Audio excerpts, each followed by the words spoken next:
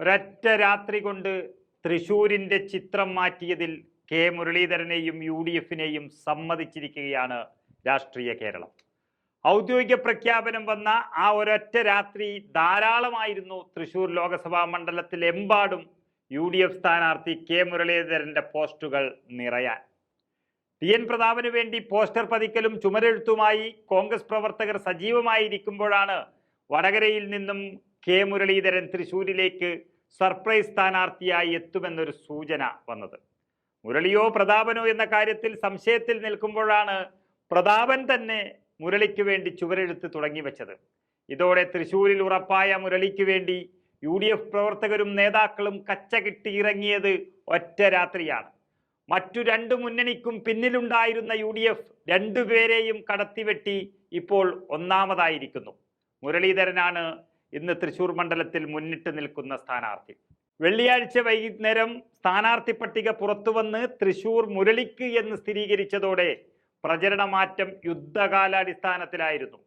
ചുവരുകളിൽ എഴുതപ്പെട്ട പ്രതാപന്റെ പേരിന് മുകളിൽ വെള്ള പെയിന്റ് അടിച്ച് മുരളിയുടെ പേര് എഴുതി ചേർക്കുകയായിരുന്നു.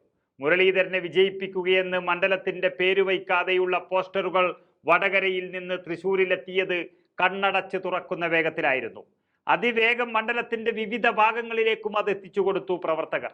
തൃശൂർ ലോക്സഭാ മണ്ഡലം സ്ഥാനാർത്ഥി കെ മുരളീധരനെ എന്ന് പ്രിന്റ് ചെയ്ത പോസ്റ്ററുകൾ അപ്പോഴേക്കും തയ്യാറായി കഴിഞ്ഞിരുന്നു. അവയും മണ്ഡലത്തിന്റെ വിവിധ ഭാഗങ്ങളിലും വോട്ടർമാരുടെ ശ്രദ്ധ പിടിച്ചുപറ്റുന്ന സ്ഥലങ്ങളിലും ഒക്കെ നിരത്തി ഒട്ടിച്ചു പ്രവർത്തകർ. സത്യത്തിൽ ശിവരാത്രിക്ക് ഉറക്കമൊഴിച്ചവരും വെള്ളിയാഴ്ച ഉറങ്ങിപ്പോയവരും ശനിയാഴ്ച പുലർച്ചെ കണി കണ്ടത് തൃശൂർ നഗരത്തിലും മണ്ഡലത്തിലുമെമ്പാടും പുഞ്ചിരി തൂകി നിൽക്കുന്ന മുരളീധരന്റെ മുഖമാണ്. വടകരയിൽ നിന്ന് തൃശൂരിലേക്ക് മുരളിയും എത്തിയതോടെ തൃശൂർ അതങ്ങേറ്റെടുത്തു കഴിഞ്ഞു. അതിനുശേഷം ഇതുവരെ BJP ക്യാമ്പുകളിൽ ഒരനക്കവും കാണാനില്ല.